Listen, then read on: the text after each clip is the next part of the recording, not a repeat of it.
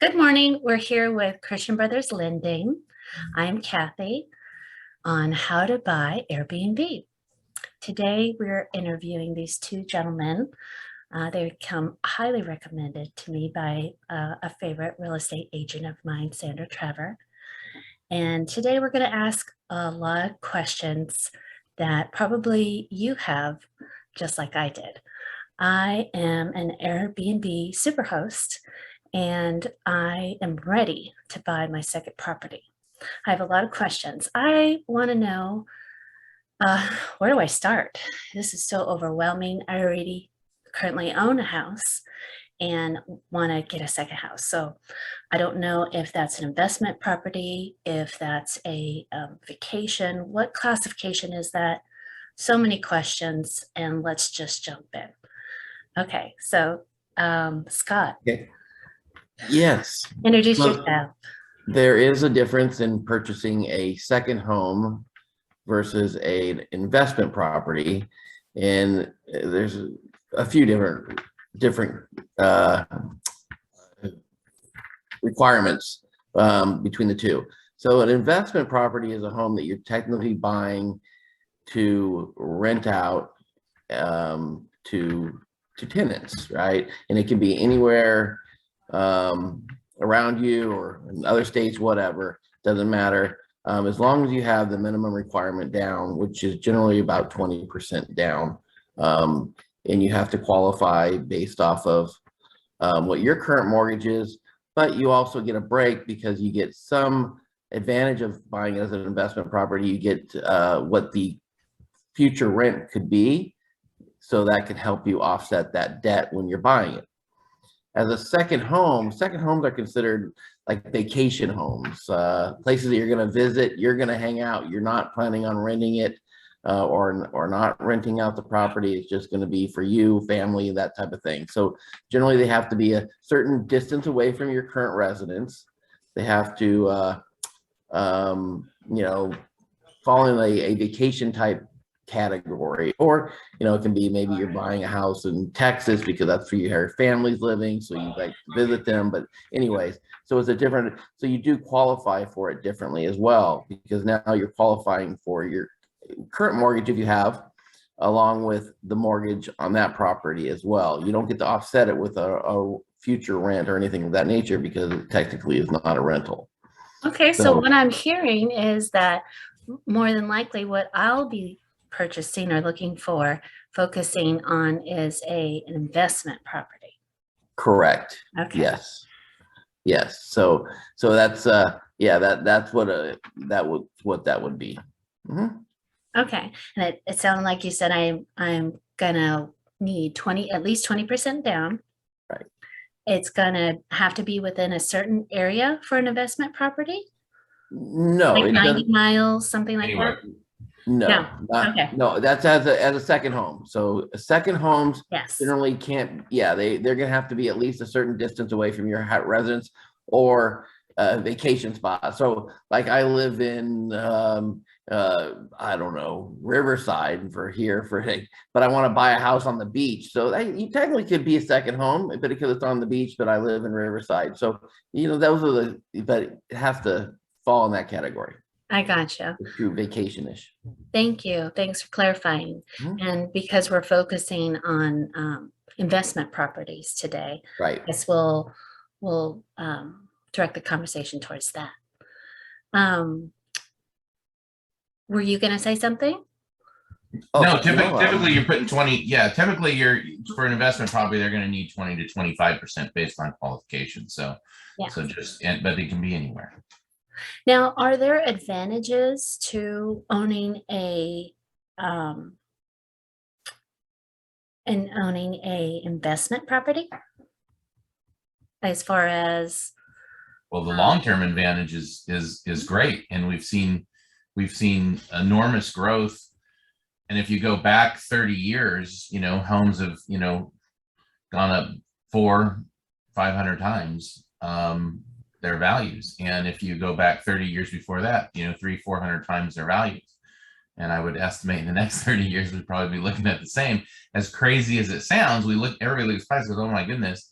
but appreciation has been a really big factor. But even if you took the appreciation out of the model, the fact that you have an investment property that you're paying off just really secures probably a better quality of retirement, legacy for your kids, you know, or family members, or whoever that happens to be. So there's a lot of things that it benefits from, you know, that you'll benefit from in the long term, and have a better quality of life because of that. A lot of people get worried that, oh, I've got to manage the rental and I don't know how to do that, but there are services that handle that for you, so you don't have to be an investor and manage the whole process. You don't have to do that. You can be an investor and still reap the benefits, and just calculate those costs into the rent costs. And with the rents rising as rapidly as they are right now, the housing issue we're having it's not just because of low interest rates. It created affordability. The interest rates down create a higher affordability, which pushes the prices up to match affordability, right?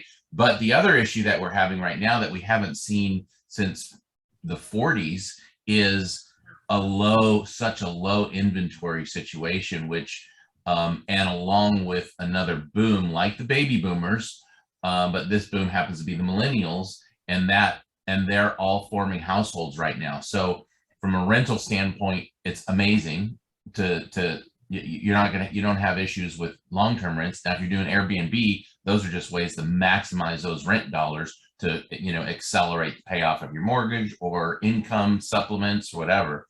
And then the other thing is just the housing, you know, the housing prices. It's not bubbly because of the amount of equities and things that people have. So obviously we'd have to have millions of homes hit the market all of a sudden. And then that could change things. Right now it's slowing down because the interest rates are a little bit higher, but it's a great time for an investor or an individual to be buying a property with the rates a little bit higher, because you can always refinance. That's awesome. Thank you. Yeah. Those are you just answered a lot of the questions that I have. Do I need to, is there anything that I can do to increase my chances of getting approved, or, you know, getting the loan quicker? Or, because I'm finding a lot of people are getting turned down or denied, or, you know, that they're not getting the money that they need for their next investment property. Yeah, the biggest thing we're seeing right now is because the interest rates are going up. We're seeing people no longer qualified in the price ranges that they were looking at, because every 1% in interest rate adjusts your affordability approximately, if you're getting a loan, approximately 10% of the price. So that's pretty substantial if you think about that. Yeah. So are there things to do? Yes. The best thing to do is go to the lender first and start working out those details. I mean, if you're thinking, I'm going to invest, you know, I want to buy a house, you know, but it's not going to be for a year, so I'll just wait. A year is a very good time to start working on your financial picture, so you can be prepared when it is, when you are equipped to buy, whether it's, you know, how you can adjust your debt to savings, how you can make your income or show income, or, you know, these types of things. If you're self-employed, there's certain things you can do there to better structure your taxes, so you can, you know, qualify for more, because everything's a qualified mortgage these days. We do have some, you know, loans that are, you know, let's say alternative documentation. We do have some no-doc loans. The no-doc loans are not for investment properties though, but we do have some, you know, alternative documentation loans, but they require more money down, and the interest rates are substantially higher. So obviously the more you can qualify within the, you know, regular guidelines, the better terms, the better rates, the less reserves, you know, a lot of those things. Thank you. Thank you. I have a bit of a unusual, I think, piece of investment or property that I'm looking for. And I realize everything is classified. Like if I want to recreation property or hospitality or, you know, it's different than just buying a house. So, wanting to buy a piece of land and then build, put some tiny house structures on there or something different. Is that hard to get a loan for or to get financed? Yes. Yeah. Mhm. It's harder. Probably the hardest one, right? It's one of the, yeah, because primarily what they really want to see is you buy the land. Yeah. Yeah, buy the land. Mhm. So there's ways of structuring that though. But so if you were to buy the land and have the land free and clear, then you go through and you spend your money to do all of the planning. And that's, plans and layout and whatever you do to get your city approvals or even get it to an approvable status. And then you go into a construction loan. Then you take those plans and they give you a certain percentage of what the future value is and the construction amount, provided you still have whatever X dollars invested in that property. Yeah. So, and it is a case by case. It's not a guideline. It's bank by bank. That's a brokered situation where we would broker those out to different, investment lenders, construction lenders, portfolio lenders, hedge funds. There's different people based on the qualifications and based on the project that you're doing. So some They of like the to see they like to see a resume. They like to see that you maybe have done this before, or your contractor is well qualified. So it's a little more challenging. The qualifications are going to fall more so on you as the investor and or a partner or the contractor that you're using than it's going to be so much the property. But the property is going to make a big deal, because it's at the end of the day, when you're calculating these, you go, how much is it going to cost me to sell? I mean, how much is it going to cost me to fix it up? What's the value when it's fixed up? And then you subtract all that and you say, okay, this is what the land is worth. The land is only worth, what the value is going to be after the improvements are made based on what you're doing. So you might not, there might be something else you can do that makes about the land value even more. They call that a highest and best use. Oof. So yeah, so Well, you can be creative. Like if you can get a seller who has a lot and they want to get rid of the lot, well, you can get them to participate and become part of it. Then they put the lot up, and then you go through the process. You pay for the plans and whatnot. And I've seen this done a lot. This is what a lot of developers, not the big guys, but the smaller developers will do. And then they'll bring that in, so that seller will put up the property, the developer does the development and all of the work, and then the seller gets a bigger payout because they get a percent once it's approved and the construction loan comes in place. Then the construction loan takes out the seller, gives out some cash at front, and then maybe they make some at the end of the development. I like that. So yeah, earlier you were telling me one of the things you're really good at is problem solving and being creative with, how to get things done. And sometimes people will have different situations, or they'll come up against an obstacle, and you're the guy who comes in and fixes the problem, offers another solution. So yeah, I can see that in that brief description. And you just so you know, you can do that with a single family residence too. You can go in, let's say the owner is got a property that needs a lot of work. You can literally go in there and create a contract with them to go in and fix the property up. You take an ownership piece of that, and they get paid more because they've let you fix it up and then get better financing because the home doesn't need a roof and flooring and appliances and that kind of stuff. So sometimes you can help people solve their own messes that they get in, and they make more, and it's a win-win. So sounds like all your years of experience, you have lots of solutions, lots of possibilities. I feel like we've seen it, done it 35 years. So yeah. So tell me a little bit about your business and how you guys are different. Because you've been in business for 35 years, I'm sure. Yeah, we understand. So I got my license in 1986 when I was 19 years old. Wow. And so this is all I know. So I don't know a lot about all other things, but I know everything about this. I've done everything from selling real estate to investing in properties to flipping homes to doing commercial, doing small to medium sized developments, you know, housing tracts, commercials, you know, that kind of stuff. And then right back into residential mortgages, which is where we focus our attention right now. Nice. Yeah. Nice. And my brother and I have been partners since we first got our licenses. Yeah. There was a brief time where we kind of moved away, and he moved to Colorado for a while, and then we came back together. So you've been working together over 30 years. Yeah. Yeah. Well, our entire lives. That's My entire life. He's older than me, so Yeah. Pretty much. great. That's great. What advice would you have for someone looking for an investment property that is specifically thinking about getting an Airbnb?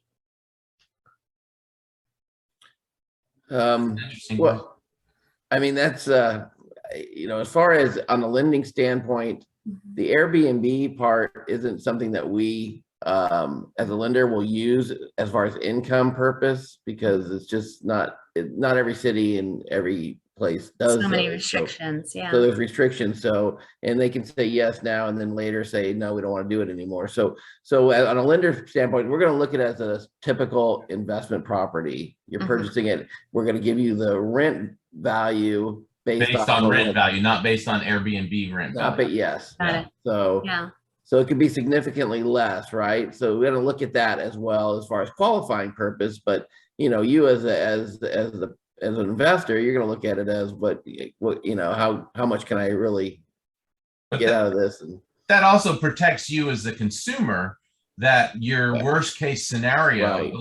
the lender's concerned about the worst case scenario, which is to your benefit. Okay. Right. Yeah. And that's what appraisals are there for. That's why the appraisers now check for water heater and smoke detector stuff, and they also check for, you know, what's the going rent value. So if for some reason the city changes its policy and says, you know, hey, we're not going to allow hospitality here, then you at least know that rent value, that you still qualify for that investment. So Mhm. and then otherwise everybody be buying it at, you know, people start buying it at Airbnb prices, and now the values go way up. yeah.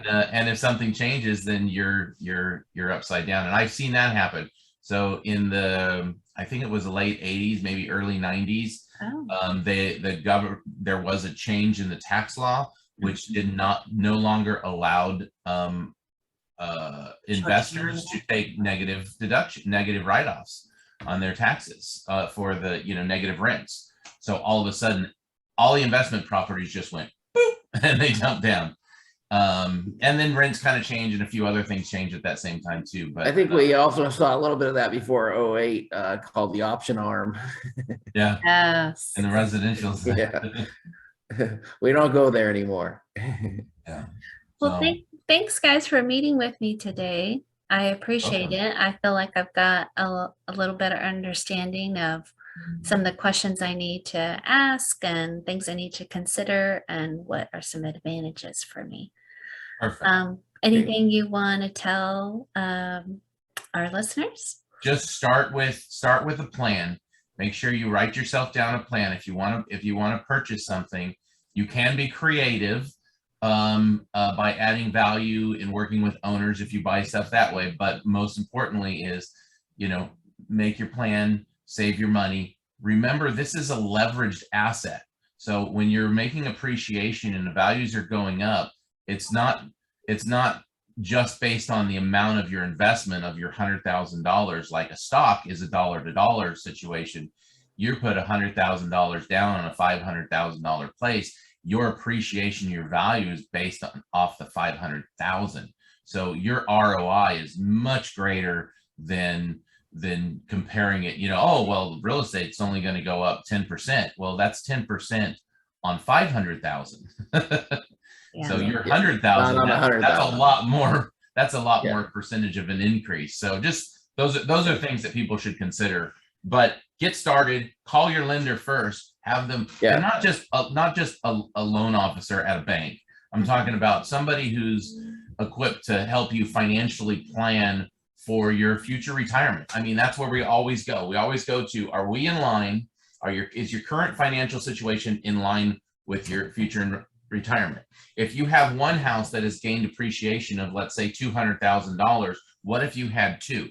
What if you were to use some of that $200,000 to buy a second home and a third home, and all of those continue to grow? How much better would you be in 30 years when those mortgages are settled?